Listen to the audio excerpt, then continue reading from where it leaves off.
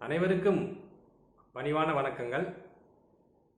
இன்னைக்கு ஒரு மருத்துவர், அந்த மருத்துவர் தன்னுடைய மகளை மருத்துவத்தில் சேர்க்க வேண்டும் என்கின்ற அந்த வேட்கையில் வெறும் 27 மதிப்பெண்கள் மட்டுமே பெற்ற, அதாவது நீட் தேர்வில், அந்த நீட் தேர்வில் அந்த பெண் வெறும் 27 மதிப்பெண்கள் மட்டுமே பெற்றிருக்கிறார்.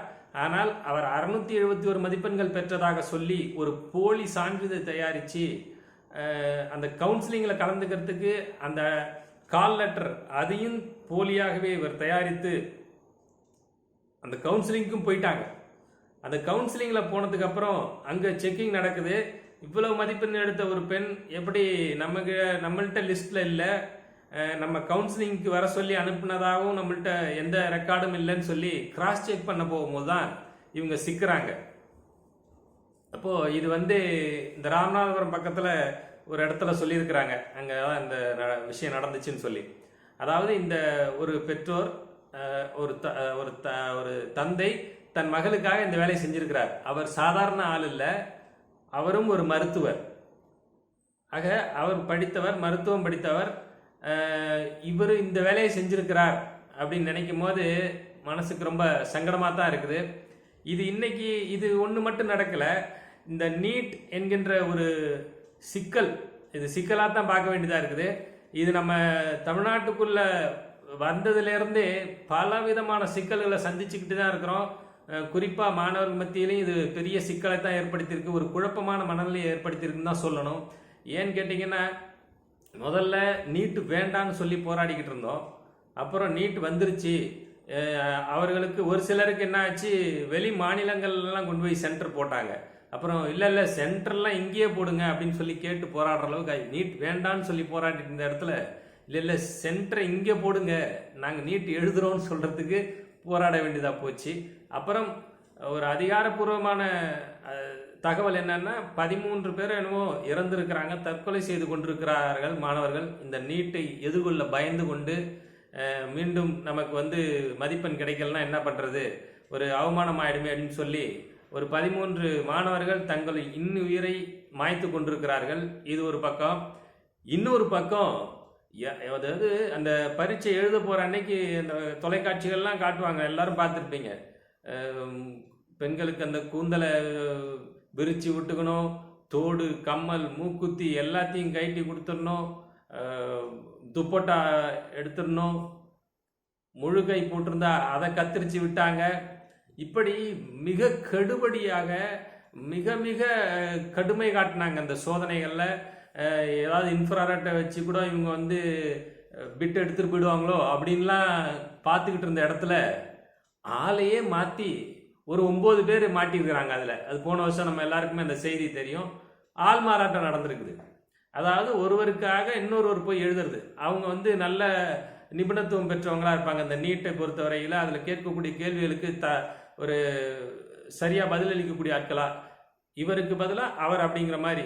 அப்போ அந்த இடத்துல ஆள் மாறாட்டமே நடந்திருக்கு. இது 3வது கட்டம். இப்போ அடுத்த கட்டம் என்ன இருக்குன்னா, எடுத்த மதிப்பெண்ணை இவங்களாவே போட்டுக்கிறது.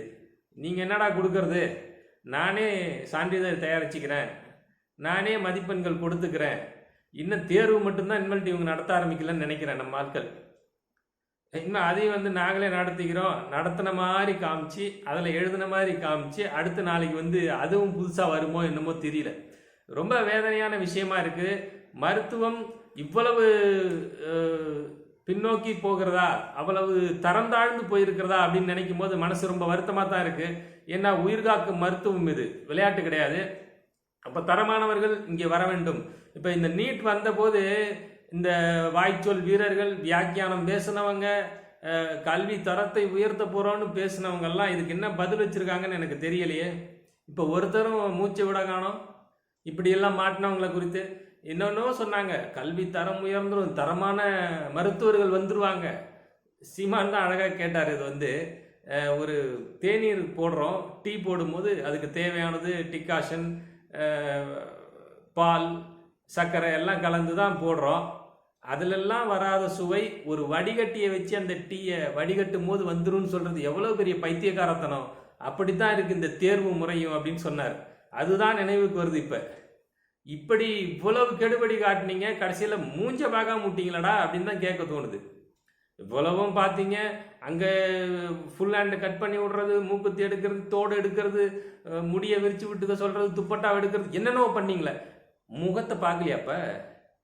ஹால் டிக்கெட்டில் இருக்கிறவனு அங்கே இருக்கிறவனு யாருன்னு கூட பார்க்காம தான் உள்ளே விட்டீங்களா? இதுக்கு எதுக்கு இவ்வளவு கெடுபடி? இன்னும் பெருசாக இராணுவ எல்லையில் இன்னும் சோதனை பண்ணுற மாதிரி அப்படி பண்ணீங்களே. அதை தாண்டி இப்போ ஒரு 9 பேர், இன்னும் எத்தனை பேர் இருக்காங்கன்னு தெரியல. இதில் தெரிஞ்சவங்க இவ்வளவுதான். இன்னும் உள்ள என்னென்ன நடந்திருக்கு, என்னென்ன கூத்தடிச்சிருக்காங்கன்னு தெரியலையே. அப்போ இது சார்ந்து மிகப்பெரிய நிறுவனங்களாக, அதாவது இந்த நீட் கோச்சிங் என்ற போர்வையில் இயங்கக்கூடிய மிகப்பெரிய நிறுவனங்கள், அவர்கள் எல்லாத்தையும் ஆடிட்டிங் செய்யணும். அவங்களுடைய ஒவ்வொரு அசைவையும் கண்காணிக்கப்பட வேண்டும் மத்திய அரசால். அப்படிங்கிறது தான் இதில் நம்ம கேட்க வேண்டியதாக இருக்குதுன்னு நான் நினைக்கிறேன். ஏன்னா இது ஒரு மருத்துவர், அவருடைய பெண் சரியாக மதிப்பெண் எடுக்கல, இருந்தாலும் பரவாயில்ல இவரே மார்க்கெட் போட்டு இவரே கவுன்சிலிங் லெட்டர்லாம் ரெடி பண்ணி அந்த அளவுக்கு இறங்கிட்டார். அப்படிங்கும்போது இதில் எப்படி நான் யோசிக்கிறேன்னா, இப்போ மருத்துவம் இவங்க என்ன யோசிக்கிறாங்க, இது கல்வி என்பதை தாண்டி மிகப்பெரிய வணிகமாக மாறிடுச்சு அப்படிங்கிறது தான் இதில் நமக்கு தெரிய வர செய்தியாக இருக்குது. அப்போ இது எப்படி எப்படி பார்க்குறது? நீங்கள் எப்படியாவது கிடைச்சிட்டா பரவாயில்ல, எப்படியாவது இடம் கிடைச்சி பேமெண்ட் சீட்டாக இருந்தாலும் பரவாயில்ல அப்படிங்கிற அளவுக்கு தானே போயிருக்கிறாங்க. அப்போது இது கல்வி, இது சேவை அப்படிங்கிறதெல்லாம் இந்த மருத்துவத்துறையிலேருந்து வரக்கூடியவர்கள் மக்களுக்கு சேவை செய்ய வேண்டும் என்கின்ற அந்த எண்ணமெல்லாம் போயிடுச்சு. என்ன எக்கேடு கேட்டால் யார் எப்படி வேணால் போங்க, நாங்கள் எங்களால் முடிஞ்ச அந்த குறுக்கு வழியை நாங்கள் பார்த்துக்குறோம் அப்படிங்கிற அளவுக்கு வந்துட்டோம். அப்படிங்கும்போது இது எங்கே போய்கிட்டு இருக்குன்னு நினச்சா பயமாக இருக்குது. அப்போது இது எல்லாம் கண்காணிக்க வேண்டும். இது ஒரு வழிமுறையை கொண்டு வரீங்க. இது நீட் ஒட்டுமொத்த தேசத்துக்கும் சொல்கிறீங்க. இதில் ஏகப்பட்ட சிக்கல் இருக்குது. இதையெல்லாம் தீர்ப்பதற்கான நடவடிக்கைகள் எடுக்கப்பட்டிருக்குதா? மத்திய மாநில அரசுகள் இணக்கமாக செயல்பட்டு இதை சரி பண்ண முயற்சி பண்ணியிருக்கீங்களா? ஒன்றும் தெரியல. இது இவ்வளவு பெரிய சிக்கலை நிற்கும் போது இது பார்க்கக்கூடிய விஷயங்கள், இதில் இருக்கக்கூடிய அதன் பின்னாடி நடக்கக்கூடிய விஷயங்கள்லாம் யோசிக்கும் போது, அப்போ இது மருத்துவம் என்பது பெரும் கனவாகவே போயிடுமா? இது இவ்வளவு வியாபார நோக்கத்தோடு தான் இப்போ அணுகி கொண்டிருக்கிறாங்களா அப்படிங்கிறதெல்லாம் யோசிக்க தோணுது. ஒரு எப்படி சொல்கிறது, நம்மளுடைய தமிழ்நாட்டில், இதுவும் குறிப்பாக சென்னையில் மிக தரம் வாய்ந்த மருத்துவர்கள் உருவாகி இருக்கிறாங்க. இங்கே இங்கே ஒட்டுமொத்த தமிழ்நாட்டிலையுமே சரி, நீங்கள் இந்த நீட் வருவதற்கு முன்பிலிருந்தே பல மருத்துவர்கள் உருவாகி இருக்காங்க. அந்த பாடத்திட்டத்தின் படித்து அதில் வந்தவர்கள் தான் தரமான மருத்துவர்கள் இன்றைக்கும் அங்கே பேராசிரியர்களாக இருக்கிறாங்க. நீங்கள் நீட் கொண்டு வந்ததுக்கு பிறகு அதை கற்றுக் கொடுப்பதற்கான இருந்த பேராசிரியர்கள் கூட இந்த நீட்டை படித்து வந்தவங்க இல்லை. அதை கவனத்தில் கொள்ளணும்.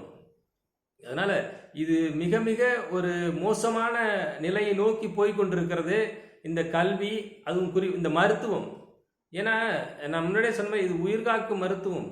எல்லோருக்கும் ஒரு சேவையை மனப்பான்மையோடு செய்யக்கூடிய ஒரு விஷயந்தான் இது. இதில் பணம் காசு சம்பாதிக்கவே கூடாதுன்னு நம்ம ஒன்றும் சொல்லலை. ஆனால் வருகின்ற முறை நேர்மையான முறையில் அதன் பிறகு நீங்கள் மருத்துவராகி பிறகு அதற்குண்டான ஊதியம் உங்களுக்கு கிடைக்க தான் போகுது, நீங்கள் சம்பாதிக்கத்தான் போகிறீங்க. அதில் ஒன்றும் நம்ம யாரும் ஒன்றும் சொல்ல போகிறதில்ல. ஆனால் வருகின்ற போதே இப்படி இவ்வளவு குறுக்கு வழியில் தான் செய்யணும் அப்படின்னு நீங்கள் நினைக்கும் போது, ஒரு மருத்துவரே இதை நினைக்கிறார். தன்னுடைய மகளுக்காக அந்த மருத்துவம் படித்த ஒரு மருத்துவர் இப்படி நினைக்கிறாருங்கும் போது, அப்போது இந்த மக்களுடைய மனநிலையில் என்ன மாதிரியான தாக்கத்தை இந்த நீட் தேர்வு ஏற்படுத்தி இருக்கிறது அப்படிங்கிறதான் பார்க்க வேண்டியதாக இருக்குது. இவங்க ஒரு பக்கம் என்ன சொல்கிறாங்க, நான் அப்படியே ஒரு சிஸ்டமைஸ்டு ஸ்ட்ரக்சராக கொண்டு போகிறோம், ஒரே தேர்வு தேசம் முழுக்க அப்படின்னு நினச்சிட்டு இருக்கிறாங்க.